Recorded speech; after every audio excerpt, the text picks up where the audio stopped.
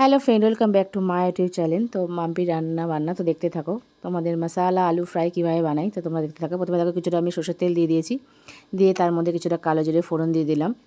এদিকে দেখো কয়েকটা শুকনো লঙ্কা, কয়েকটা কাঁচা লঙ্কা আর কয়েকটা রসুন থেতো করে সেটাও আমি দিয়ে দিলাম তেলের মধ্যে। দিয়ে একটু হালকা হালকা লাল লাল করে ভেজে নেবো, খুব বেশি লাল করে ভাজবো না, তাহলে মশলা কিন্তু রসুনটা কিন্তু পুড়ে যাবে। তো দেখো তার মধ্যে একটা কাঁচা পেঁয়াজ কুটে রেখেছিলাম, সেটাও দিয়ে দিলাম। সেটাও একটু হালকা করে লাল লাল করে ভেজে নেব। দেখতেই পাচ্ছ পেঁয়াজ আর রসুনটা একটু হালকা করে ভাজা ভাজা হয়ে যাবে। এবার আমি যেহেতু মশালা আলু করছি তাই আলুটাও কিন্তু এর মধ্যে দিয়ে দেবো। তাহলে দেখো আমি এরকম লম্বা লম্বা করে কেটে নিয়েছি। তোমরা চাইলে যেরকম ডুমো ডুমো করে আলুও করতে পারো, যেভাবে আলুটা ভাজা করবে সেভাবে কেটে নেবে। তো দেখো আলুটা দিয়ে ভালো করে আমি মিশিয়ে নিচ্ছি, পেঁয়াজ রসুন আর কালো জিরের সাথে ভালো করে তেলের মধ্যে ফ্রাই করে নিচ্ছি। তো দেখতেই পাচ্ছ এভাবে কিন্তু আমি ঢেকে ঢেকে রান্নাটা করব। তো দেখো স্বাদ মতো আমি নুন দিয়ে দিলাম, অল্প একটু পরিমাণে হলুদ গুঁড়ো সেটাও দিয়ে দিচ্ছি,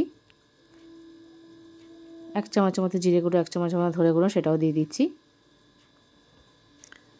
দেখো মশলা আলু ফ্রাই তো মশলাটা একটু বেশি লাগবে, তাই জন্য সব রকম মশলা কিন্তু দিচ্ছি। তো দিয়ে আবারও দেখো ভালো করে আমি মিশিয়ে নিচ্ছি।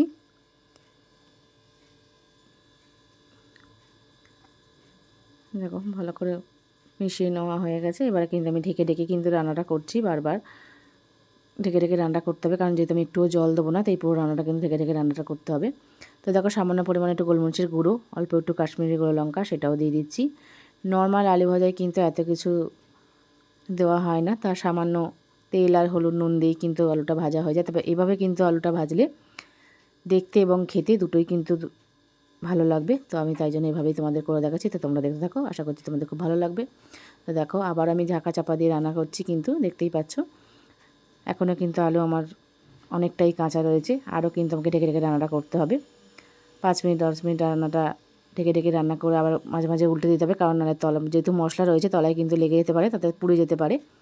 তাই এইভাবে কিন্তু ঢাকা চাপা করে 5 মিনিট অন্তর অন্তর রান্না করে ঢেকে ঢেকে রান্নাটা করে দেখতে হবে। তো দেখো সামান্য পরিমাণে আমি একটু কাসুন্দি সেটাও একটু দিয়ে দিলাম,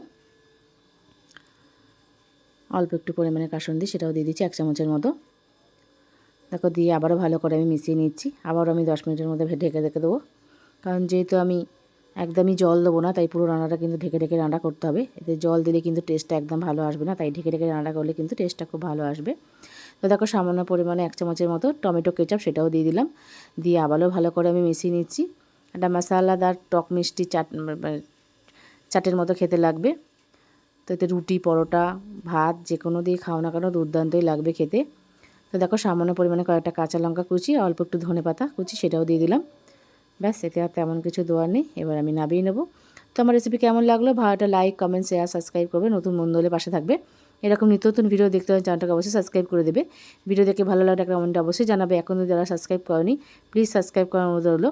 রাত্রেবেলা বা দিনের বেলা ভাতের সাথে যদি একটা মাছ ভাজা খাও বা একটা ডিম ভাজা খাও, এই রেসিপি থাকলে আর তেমন কিছু লাগবে না। রুটি পরোটা দিয়েও খেতে পারো, তবে গরম গরম ভাতের সাথে কিন্তু রান্না করতে ইচ্ছা না থাকলে একটা মাছ ভাজা কিংবা ডিম ভাজা করে এই রেসিপিটা অবশ্যই হলো ট্রাই করো। আলু তো অনেক রকম আলু ভাজা খেয়েছো, এইভাবে একবার আলু ভাজা খেয়ে দেখো, দুর্দান্ত লাগবে। তো থ্যাংক ইউ সো মাচ।